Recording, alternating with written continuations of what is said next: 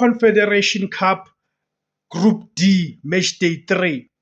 It is Zesco United of Zambia versus Kaizer Chiefs of South Africa. This match will take place on Sunday, the 25th of January, 2026.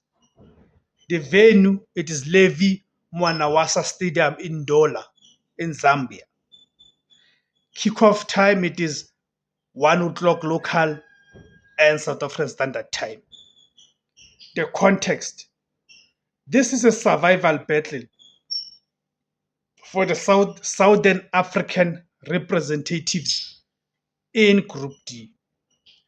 While the Egyptian duo of Zamalek and Al Masry currently dominate the top two spots, Kaizer Chiefs are looking to capitalize on their recent league momentum